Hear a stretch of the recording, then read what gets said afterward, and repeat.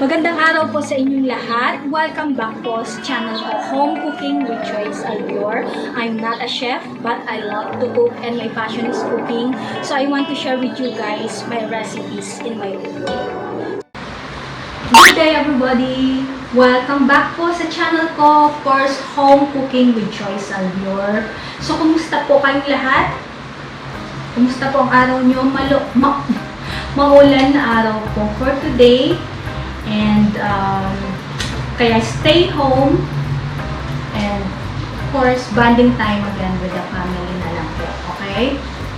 So for today, another recipe po ang i-share ko sa inyo, and isa naman po itong masasabi kong dessert, a sweet one, kasi ang i-share kong recipe or version ko po ay ang chocolate truffles. So, masarap po itong snack dessert na pwede natin i-serve sa ating loved ones or sa ating mga bisita, or pwede na rin pong give sa inyong mga kaibigan or relatives, diba? So, madali lang po itong gawin and kayang-kaya natin for siguro 15 minutes, okay na ang preparation, okay?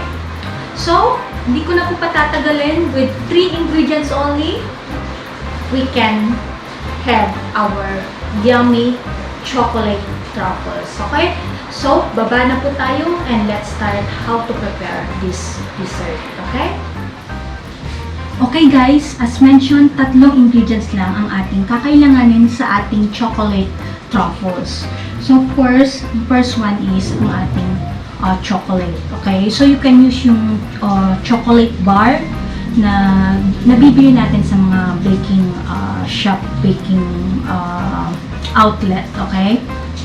So, ito, 1 half bar of premium chocolate, and may halo din siyang couverture chocolate. Okay? So, mas maganda kung yung premium quality ng chocolate ang gagamitin nyo. Okay?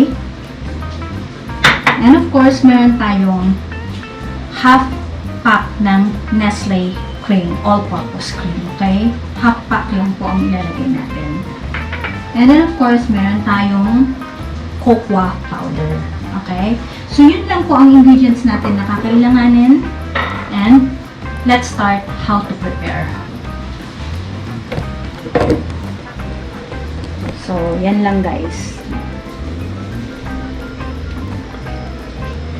So, sa ating pan, lagay natin guys ang ating Nestle cream. Ayan. So, painitin lang natin ang ating cream. So, dapat heavy cream guys. So, yun nga, gagamitin nyo is yung all-purpose cream. Okay? So, siguro mga 2 to 3 minutes, basta uminit na ang ating cream, hahanguin na natin and i-combine natin sa ating chocolate. Okay? Okay guys, so habang pinapainit natin ang ating cream, let's put our chocolate sa ating bowl.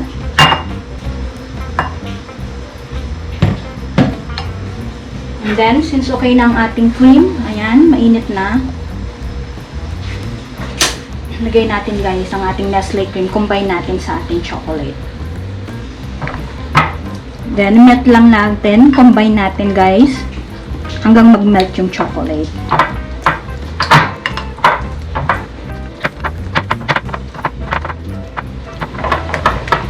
Okay guys, so after mixing well, ayan, i-chill natin siya guys for 1 to 2 hours hanggang ano siya, maging solid siya. And chill natin for 1 to 2 hours, okay? So, see you in a bit, guys. 2 hours later. So, after 2 hours, guys, ito na ang ating chilled na chocolate. Okay, so, gagawa tayo, guys, ng balls.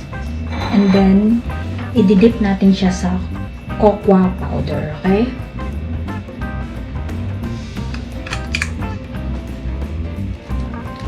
Ayan na, medyo matigas na siya.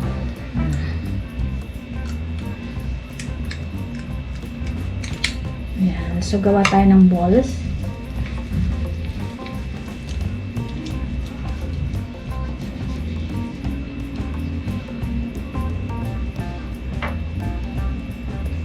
And then, dip natin sa cocoa powder.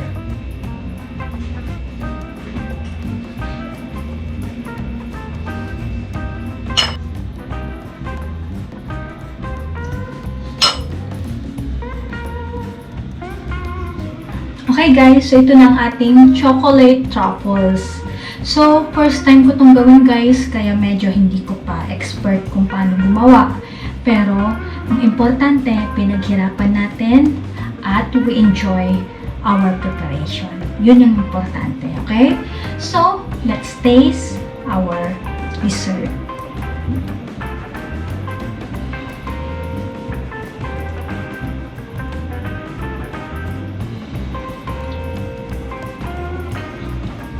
Ang sarap niya guys.